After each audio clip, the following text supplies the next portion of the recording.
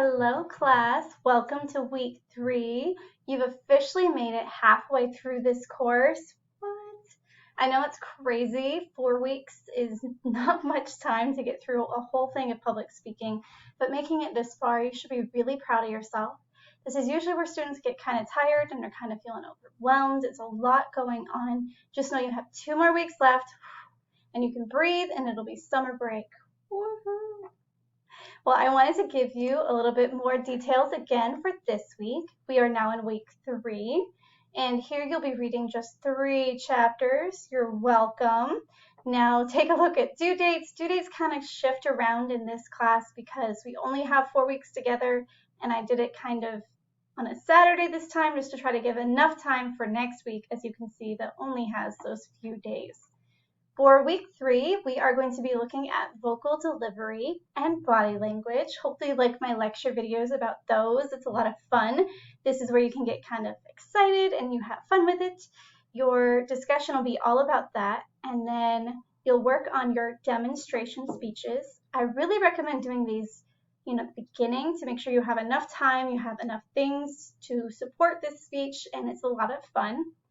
This usually what students like to do is they set up their camera and they show like their audience, which is usually their family or friends or whoever's around you, and you kind of demonstrate things to them. It makes it more fun to have someone in the room with you, or even if you have like a cell phone because the webcam's not working, you have someone hold it for you. That way you're looking at the audience rather than the webcam. But that is a big tip. Now, if you're demonstrating something such as how to change the tires on your car, which I've had students do before, make sure to do the prep work first. You don't want to start like, okay, now we take off the tire, because it can be, a really long speech. You definitely want to have the tire already off and you talk about it and use visuals that way. Or if it's something you're demonstrating and you don't have all the supplies, you can do a PowerPoint type of thing, where in the PowerPoint you have photos and you break it down and you show exactly what to do. If you're doing something like that and you're using a PowerPoint and talking about the photos in the demonstration, I recommend using this program.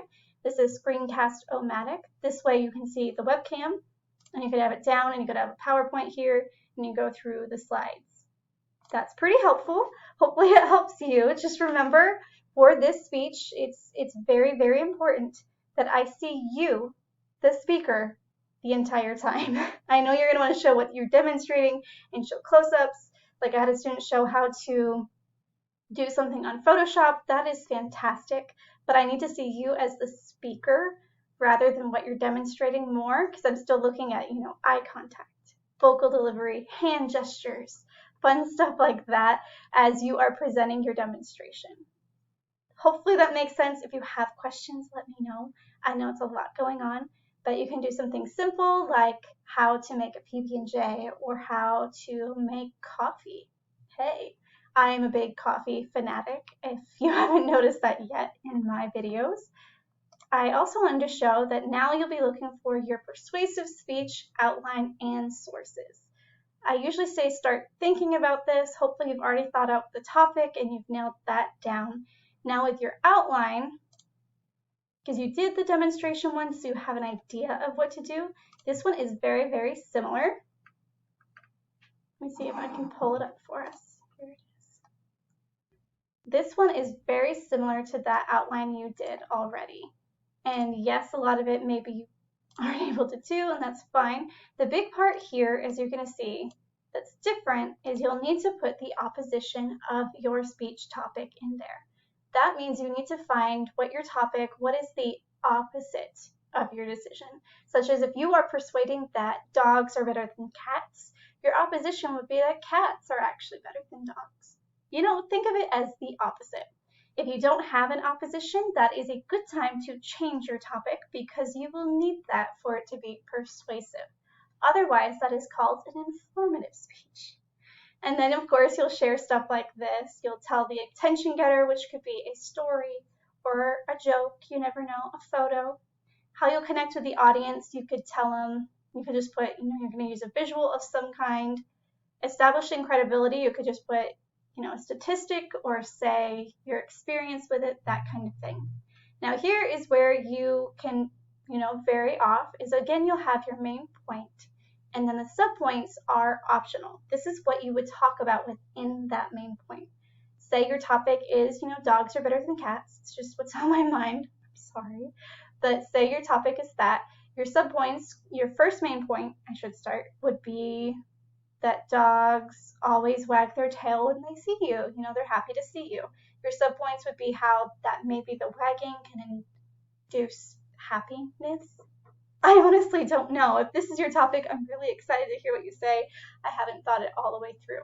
That is why outlines are so important. And then supporting evidence, this would be where you would verbally cite your speech source. That is where you could put it down like, hey, this is exactly the information, and citing it.